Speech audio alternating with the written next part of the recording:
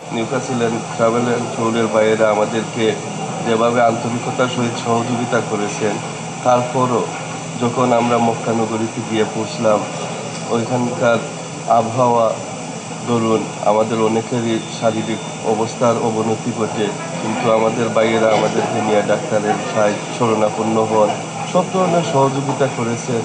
আমরা আল্লাহর মেহেরবানিতে সুস্থ হয়ে উঠি এবং প্রথমে উমরা করি, তারপর মক্কা নগরীতে আমরা তওয়াফ এবং অন্যান্য ধর্মীয় কাজে আমাদেরকে সব ধরনের গাইড দিয়েছেন তারা।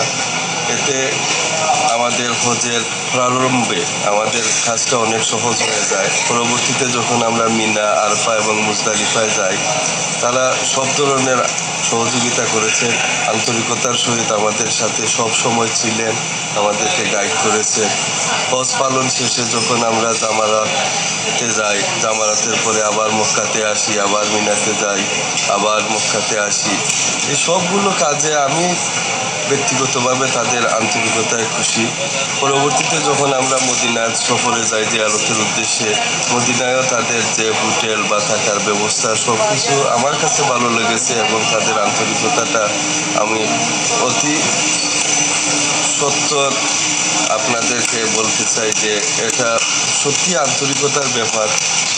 এবং আজ আমরা মদিনা থেকে বিদায় হয়ে জিদ্দা হয়ে আবার দুবাইতে আছি বর্তমানে। হয়তো কিছুক্ষণ পরেই আমরা নিউক্যাসল চলে যাব। আল্লাহ পাকের অশেষ মেহেরবানি, আমার এই ক্ষুদ্র সফরে দীর্ঘ 1 মাস তাদের সাথে আমরা যারা ছিলাম সবাই অত্যন্ত আন্তরিকতার সাথে আমাদের পবিত্র হজ পালন করে ফিরতে পারছি, সেটাই আমাদের সৌভাগ্য।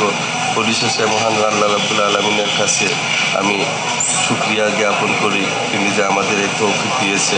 ধন্যবাদ সবাইকে।